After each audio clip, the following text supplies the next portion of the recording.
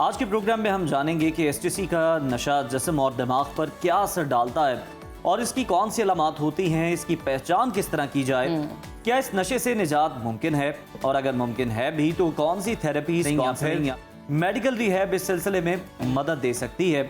इसी पर बात करने के लिए हमारे साथ मौजूद हैं मारूफ साइकेट्रिस्ट डॉक्टर उसामा बिन जुबैर साहब।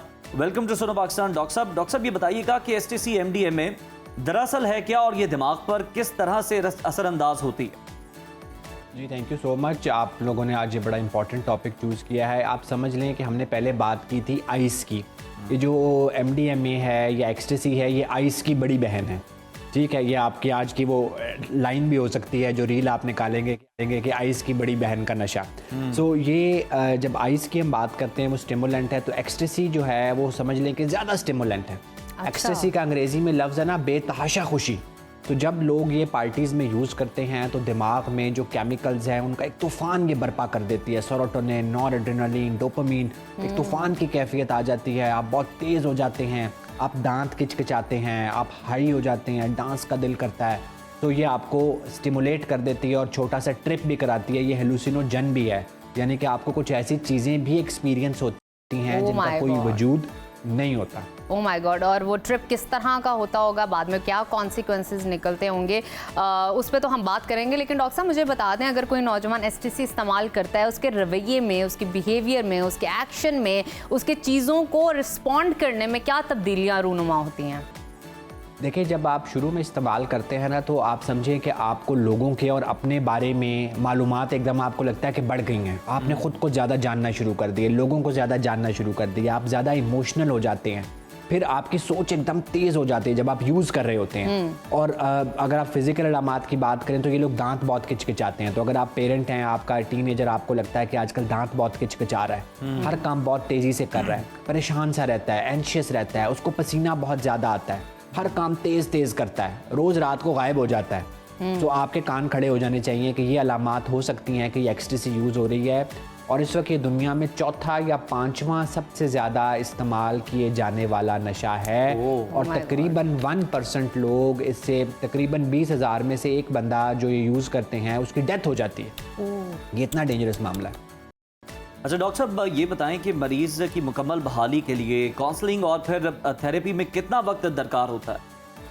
देखिए, सबसे पहले तो आप ये याद रखें कि इसको आइडेंटिफाई करना है कि पेरेंट्स और यंगस्टर्स इसको आइडेंटिफाई करेंगे।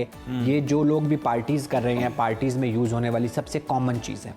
फिर प्रॉब्लम ये आता है कि ये दूसरी चीज़ों के साथ इस्तेमाल होती है। लोग इसको आइस के साथ यूज़ करते हैं, कोकीन के साथ, 2CB के साथ, के मिल के एकदम इफेक्ट बहुत ज़्यादा पोटेंशिएट हो जाता है।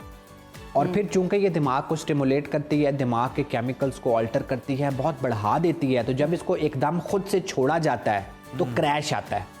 इंसान बिल्कुल डिप्रेस हो जाता है, सुसाइडल हो जाता है, उसको कुछ समझ नहीं आती है। तो उस वक्त कुछ दवाइयों की भी ज़रूरत, पैरानॉइड हो जाता है, वो जो हमने पहले भी बात की थी ना, शक शुबो, आपको लगता है लोग आपके खिलाफ है, मार देंगे, लोग आपके बारे में बातें कर रहे हैं, कानों में आवाज़ें आना शुरू हो जाती हैं। तो इन अलामात के लिए कई दफ़ा एंटीसाइकोटिक नामी अद्वियात भी देनी पड़ती हैं। पेशेंट बहुत डिप्रेशन में जा रहा हो तो एंटी डिप्रेशन भी देनी पड़ती है और एक अच्छे थेरेपिस्ट के साथ लिंक करना होता है। लेकिन अगर ये मामला बहुत ज़्यादा चल रहा है, बहुत अरसे से चल रहा है, पार्टीज़ बहुत रेगुलर हैं, दिमाग के केमिकल्स को बहुत ज़्यादा नुकसान हुआ है और 60% लोगों में इसकी बहुत ज़्यादा डिपेंडेंस हो जाती है, तो उस केस में फिर हमें एडमिट भी करना पड़ता है। कई दफ़ा 90 to 120 डेज़ का एडमिशन भी होता है, जिसमें शुरू में कुछ दवाई दी जाती है, फिर थेरेपी पे काम होता है, पेशेंट के सोच और बिहेवियर पे काम होता है, घर वालों के साथ काम होता है और उन सारे फैक्टर्स को आइडेंटिफाई करके बेहतर करने की कोशिश की जा सकती है जिन्होंने यहाँ तक पहुँचाया था। अच्छा डॉक्टर साहब, एक तो ये बताइएगा कि अमूमन आप बहुत सारे पेशेंट्स डील कर रहे होते हैं, कितने पेशेंट्स एसटीसी से रिलेटेड आते हैं? आपने बताया कि पेरेंट्स की नज़र होनी चाहिए कि अगर आपका बच्चा सर्टन बिहेवियर शो कर रहा है, दैट मीन्स वो एसटीसी ले रहा है। लेकिन अहले खाना का, पेरेंट्स का किरदार क्या होना चाहिए इस मामले को समेटने में, संभालने में? देखिए, आपने 2 सवाल किए हैं। सबसे पहले तो अब ये कॉमन होता हुआ नशा है।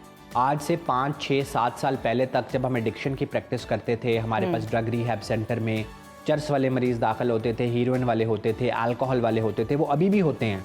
लेकिन अब एक ज़्यादा सर्ज आ रही है जो आइस बहुत ज़्यादा इस्तेमाल कर रहे हैं, एक्सटेसी कर रहे हैं, हेलुसिनोजेंस का इस्तेमाल कर रहे हैं। तो अभी एकदम बहुत ज़्यादा सर्ज आ गई है, चूँकि आपको पता है लाहौर में हो, पिंडी में हो, तो बहुत सारे कुछ स्पेसिफिक इलाके हैं जो नोटोरियस हैं, फार्म हाउसेज हैं जहाँ रोज़ शाम को पार्टियाँ होती हैं, तो इसलिए इनकी सर्ज बहुत बढ़ गई है। फिर पेरेंट्स का रोल, जिस तरह मैंने पहले भी बताया ना, सबसे पहले तो आइडेंटिफाई करें। अगर बच्चा 18 साल है तो वो पूरी तरह पेरेंट्स की रिस्पॉन्सिबिलिटी है कि अगर उसके बिहेवियर में चेंज आया है, आप रोज़ सुबह उठ के देखते हैं जी रात को गाड़ी गायब थी, पार्टीज़ हो रही हैं, और मैंने आपको बताया जहाँ पार्टीज़ हो रही हैं वहाँ ला मोहल्ला एक्सटेसी और आइस, कोकेन, GHB वो आएगी। फिर जब आपने एक चीज़ आइडेंटिफाई कर ली तो लड़ाई झगड़ा ना करें, उसको मुजरिम ना ठहराएं, उस पर पाबंदियाँ ना लगाएं, बातचीत के ज़रिए उसको बिठाएं, मामले को लेके चलें, और फिर फ़ौरन कोशिश करें कि मेंटल हेल्थ प्रोफेशनल को ऐड कर लें। चूँकि मैं हमेशा कहता हूँ पाकिस्तानी माँ बाप के जज्बात उस हाथी की तरह होते हैं जो खेत उजाड़ के दम लेते हैं। बिल्कुल बिल्कुल, आपने दुरुस्त फरमाया डॉक्टर साहब, बहुत शुक्रिया आपके वक्त का। वालिदैन को जो है ख़ास तौर पर इस मामले में ख्याल रखने की ज़रूरत है।